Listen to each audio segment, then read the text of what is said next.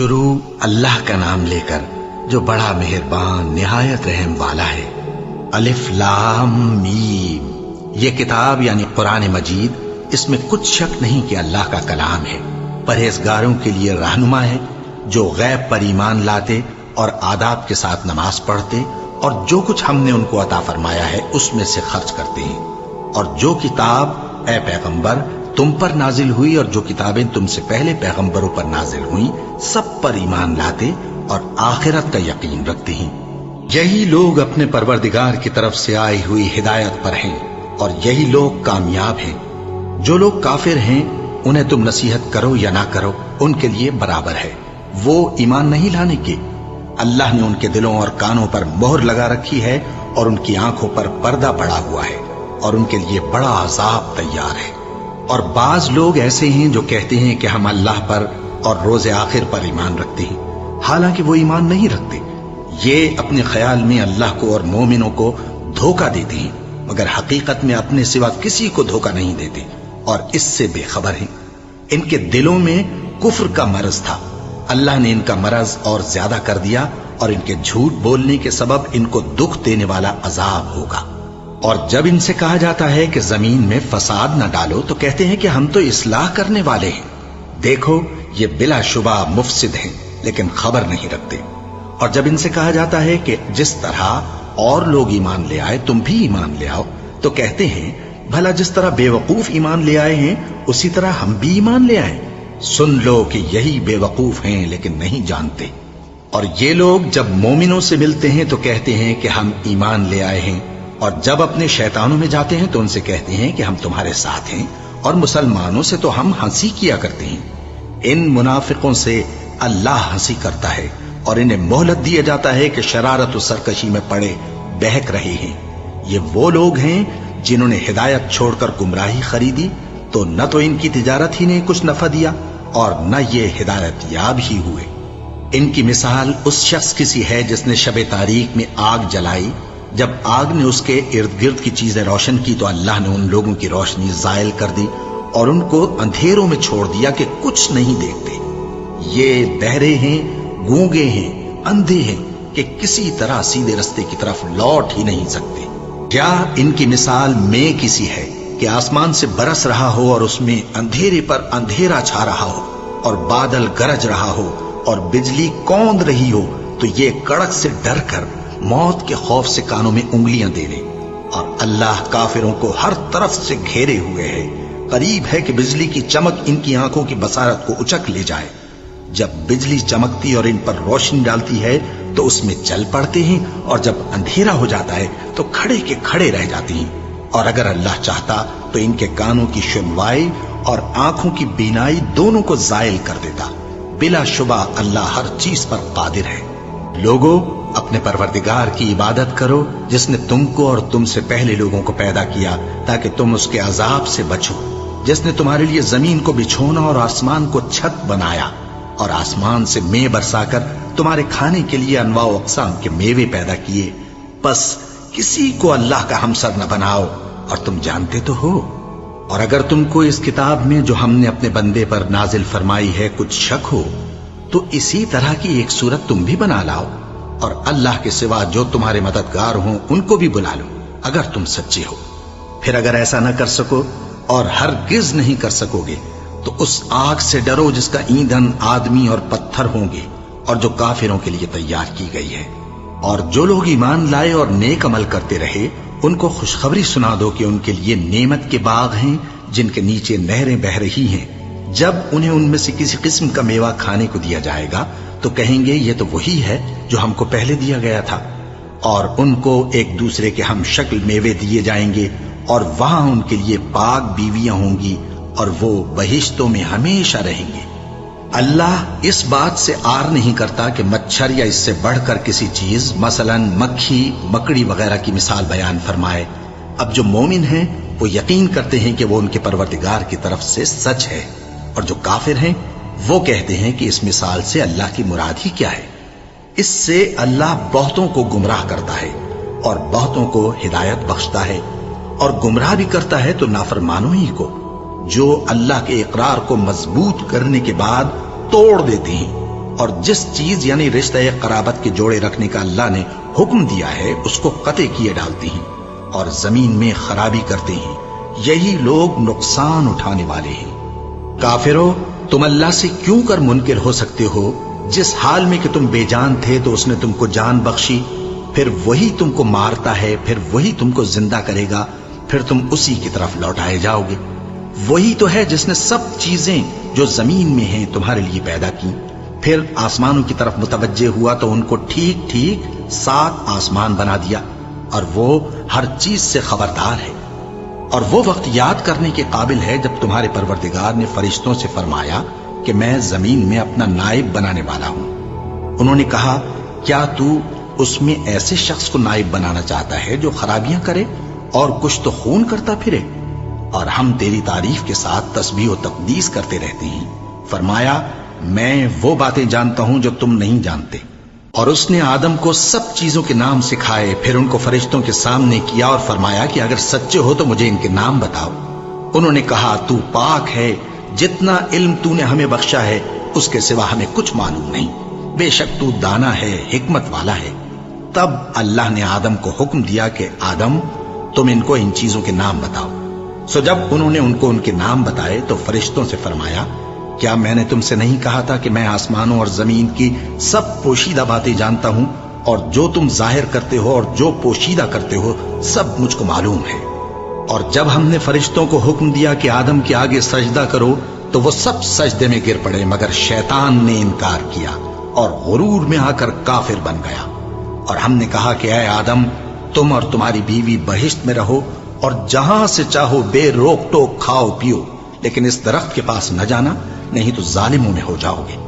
پھر شیطان نے دونوں کو اس درخت کے بارے میں پھسلا دیا اور جس عیش و نشاط میں تھے اس سے ان کو نکلوا دیا۔ تب ہم نے حکم دیا کہ بہشت بری سے چلے جاؤ، تم ایک دوسرے کے دشمن ہو، اور تمہارے لیے زمین میں ایک وقت تک ٹھکانہ اور معاش مقرر کر دیا گیا ہے۔ پھر آدم نے اپنے پروردگار سے کچھ کلمات سیکھے اور معافی مانگی تو اس نے ان کا قصور معاف کر دیا۔ بے شک وہ معاف کرنے والا ہے، بڑا مہربان ہے۔ ہم نے فرمایا کہ تم سب یہاں سے اتر جاؤ، جب تمہارے پاس میری طرف سے ہدایت پہنچے تو اس کی پیروی کرنا، کہ جنہوں نے میری ہدایت کی پیروی کی ان کو نہ کچھ خوف ہوگا اور نہ وہ غمناک ہوں گے، اور جنہوں نے اس کو قبول نہ کیا اور ہماری آیتوں کو جھٹلایا وہ دوزخ میں جانے والے ہیں اور وہ ہمیشہ اس میں رہیں گے۔ اے آل یعقوب، میرے وہ احسان یاد کرو جو میں نے تم پر کیے تھے، اور اس اقرار کو پورا کرو جو تم نے مجھ سے کیا تھا۔ میں اس اقرار کو پورا کروں گا جو میں نے تم سے کیا تھا، اور مجھی سے ڈرتے رہو۔ اور جو کتاب میں نے اپنے رسول محمد صلی اللہ علیہ وآلہ وسلم پر نازل کی ہے، جو تمہاری کتاب یعنی تورات کو سچا کہتی ہے، اس پر ایمان لاؤ اور اس سے منکر اول نہ بنو، اور میری آیتوں میں تحریف کر کے ان کے بدلے تھوڑی سی قیمت یعنی دنیاوی منفعت نہ حاصل کرو، اور مجھی سے خوف رکھو، اور حق کو باطل کے ساتھ نہ ملاؤ، اور سچی بات کو جان بوجھ کر نہ چھپاؤ، اور نماز پڑھا کرو اور زکوٰۃ دیا کرو، اور اللہ کے آگے جھکنے والوں کے ساتھ جھکا کرو۔ یہ کیا عقل کی بات ہے کہ تم لوگوں کو نیکی کرنے کو کہتے ہو اور اپنے تئیں فراموش کیے دیتے ہو، حالانکہ تم اللہ کی کتاب بھی پڑھتے ہو؟ کیا تم سمجھتے نہیں؟ اور رنج و تکلیف میں صبر اور نماز سے مدد لیا کرو، اور بے شک نماز گراں ہے، مگر ان لوگوں پر گراں نہیں جو عجز کرنے والے ہیں، جو یقین کیے ہوئے ہیں کہ وہ اپنے پروردگار سے ملنے والے ہیں اور اس کی طرف لوٹ کر جانے والے ہیں۔ اے یعقوب کی اولاد، میرے وہ احسان یاد کرو جو میں نے تم پر کیے تھے، اور یہ کہ میں نے تم کو جہان کے لوگوں پر فضیلت بخشی تھی۔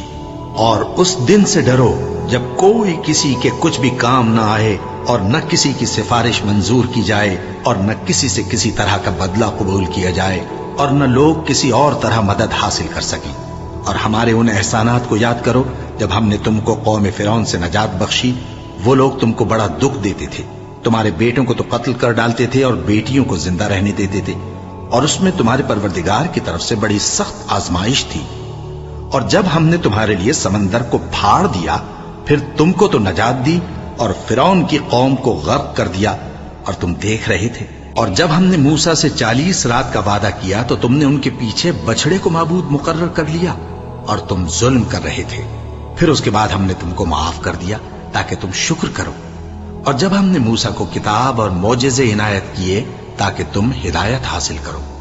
اور جب موسیٰ نے اپنی قوم کے لوگوں سے کہا کہ بھائیو، تم نے بچڑے کو معبود ٹھہرانے میں اپنی جانوں پر ظلم کیا ہے، تو اپنے پیدا کرنے والے کے آگے توبہ کرو، پھر اپنوں کو قتل کرو. تمہارے خالق کے نزدیک تمہارے حق میں یہی بہتر ہے. پھر اس نے تمہارا قصور معاف کر دیا. وہ بے شک بڑا معاف کرنے والا ہے، بڑا مہربان ہے. اور جب تم نے موسیٰ سے کہا کہ موسیٰ، جب تک ہم اللہ کو سامنے نہ دیکھ لیں گے تم پر ایمان نہیں لائیں گے، تو تم کو بجلی نے آ گھیرا اور تم دیکھ رہے تھے. پھر موت آ جانے کے بعد ہم نے تم کو اثر نو زندہ کر دیا تاکہ احسان مانو. اور ہم نے بادل کا تم پر سایہ کیے رکھا اور تمہارے لیے من و سلوہ اتارتے رہے کہ جو پاکیزہ چیزیں ہم نے تم کو عطا فرمائی ہیں ان کو کھاؤ پیو. مگر تمہارے بزرگوں نے ان نعمتوں کی کچھ قدر نہ جانی، اور وہ ہمارا کچھ نہیں بگاڑتے تھے بلکہ اپنا ہی نقصان کرتے تھے. اور جب ہم نے ان سے کہا کہ اس گاؤں میں داخل ہو جاؤ اور اس میں جہاں سے چاہو خوب کھاؤ پیو، اور دیکھنا دروازے میں داخل ہونا سجدہ کرتے ہوئے اور حطوتن کہنا، ہم تمہارے گناہ معاف کر دیں گے اور نیکی کرنے والوں کو اور زیادہ دیں گے. تو جو ظالم تھے انہوں نے اس لفظ کو جس کا ان کو حکم دیا تھا بدل کر اس کی جگہ اور لفظ کہنا شروع کیا. بس ہم نے ان ظالموں پر آسمان سے عذاب نازل کیا کیونکہ نافرمانیاں کیے جاتے تھے. اور جب موسیٰ نے اپنی قوم کے لیے ہم سے پانی مانگا تو ہم نے کہا کہ اپنی لاٹھی پتھر پر مارو. انہوں نے لاٹھی ماری تو اس میں سے 12 چشمے پھوٹ نکلے اور تمام لوگوں نے اپنا اپنا گھاٹ معلوم کر کے پانی پی لیا.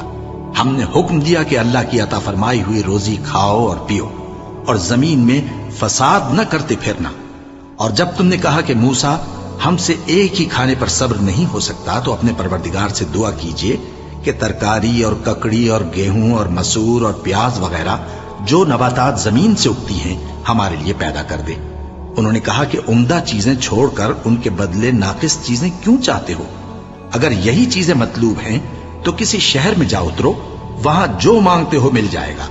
اور آخر کار ذلت و رسوائی اور محتاجی و بے نوائی ان سے چمٹا دی گئی اور وہ اللہ کے غضب میں گرفتار ہو گئے. یہ اس لیے کہ وہ اللہ کی آیتوں سے انکار کرتے تھے اور اس کے نبیوں کو ناحق قتل کر دیتے تھے، یعنی اس لیے کہ نافرمانی کیے جاتے اور حد سے بڑھے جاتے تھے. جو لوگ مسلمان ہیں یا یہودی یا عیسائی یا ستارہ پرست، یعنی کوئی شخص کسی قوم و مذہب کا ہو، جو اللہ اور روز قیامت پر ایمان لائے گا اور عمل نیک کرے گا تو ایسے لوگوں کو ان کے اعمال کا صلہ اللہ کے ہاں ملے گا اور قیامت کے دن ان کو نہ کسی طرح کا خوف ہوگا اور نہ وہ غمناک ہوں گے. اور جب ہم نے تم سے عہد کر لیا اور کوہ طور کو تم پر اٹھا کھڑا کیا اور حکم دیا کہ جو کتاب ہم نے تم کو دی ہے اس کو زور سے پکڑے رہو اور جو اس میں لکھا ہے اسے یاد رکھو تاکہ عذاب سے محفوظ رہو، پھر تم اس کے بعد عہد سے پھر گئے، سو اگر تم پر اللہ کا فضل اور اس کی مہربانی نہ ہوتی تو تم خسارے میں پڑ گئے ہوتے. اور تم ان لوگوں کو خوب جانتے ہو جو تم میں سے ہفتے کے دن مچھلی کا شکار کرنے میں حد سے تجاوز کر گئے تھے، تو ہم نے ان سے کہا کہ ذلیل و خوار بندر ہو جاؤ. اور اس قصے کو اس وقت کے لوگوں کے لیے اور جو ان کے بعد آنے والے تھے عبرت اور پرہیزگاروں کے لیے نصیحت بنا دیا. اور جب موسیٰ نے اپنی قوم کے لوگوں سے کہا کہ اللہ تم کو حکم دیتا ہے کہ ایک بیل ذبح کرو، وہ بولے کیا تم ہم سے ہنسی کرتے ہو؟ موسیٰ نے کہا کہ میں اللہ کی پناہ مانگتا ہوں کہ نادان بنوں. انہوں نے کہا کہ اپنے پروردگار سے التجا کیجئے کہ وہ ہمیں یہ بتائے کہ وہ بیل کس طرح کا ہو. موسیٰ نے کہا پروردگار فرماتا ہے کہ وہ بیل نہ تو بوڑھا ہو اور نہ بچڑا بلکہ ان کے درمیان یعنی جوان ہو، سو جیسا تم کو حکم دیا گیا ہے ویسا کرو. انہوں نے کہا اپنے پروردگار سے درخواست کیجئے کہ ہم کو یہ بھی بتا دے کہ اس کا رنگ کیسا ہو. موسیٰ نے کہا پروردگار فرماتا ہے کہ اس کا رنگ گہرا زرد ہو کہ دیکھنے والوں کے دل کو خوش کر دیتا ہو. انہوں نے کہا اب کے پروردگار سے پھر درخواست کیجئے کہ ہم کو بتا دے کہ وہ اور کس کس طرح کا ہو، کیونکہ بہت سے بیل ہمیں ایک دوسرے کے مشابہ معلوم ہوتے ہیں اور اللہ نے چاہا تو ہمیں ٹھیک بات معلوم ہو جائے گی. موسیٰ نے کہا کہ اللہ فرماتا ہے کہ وہ بیل کام میں لگا ہوا نہ ہو نہ تو زمین جوتتا ہو اور نہ کھیتی کو پانی دیتا ہو، بے عیب ہو، اس میں کسی طرح کا داغ نہ ہو۔ کہنے لگے اب تم نے سب باتیں درست بتا دی، غرض